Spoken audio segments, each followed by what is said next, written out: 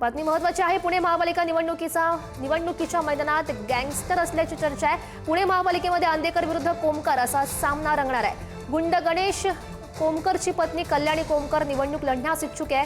गुंड गणेश कोमकरच्या पत्नीची शिंदेच्या शिवसेनेकडून मुलाखत झालेली आहे। कल्याणी कोमकर रविवार पेठ आणि नारायण पेठ म्हणून निवडणूक लढण्यास इच्छुक दिसते आहे। नीलम गोर्रे रवींद्र धंगेकरांनी 19 डिसेंबरला ही कल्याणी कोमकरची मुलाखत घेतल्याची माहिती। कालच कल्याणी हिनं आंदेकर कुटुंबियाला उमेदवारी दिल्यास आत्मदहन करणार असा इशारा दिलेला होता। आणि या विषयी अधिकची माहिती जाणून घेऊयात। आमचे प्रतिनिधी ज्ञानेश्वर चौतमल आपल्या सोबत आहेत। ज्ञानेश्वर,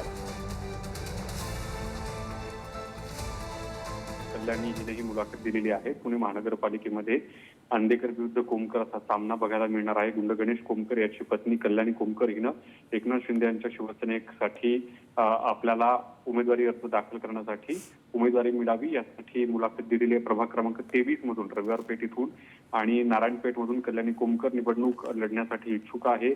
ही मुलाखत घेताना नीलम गोर्रे, रवींद्र धंगेकर हे उपस्थित होते।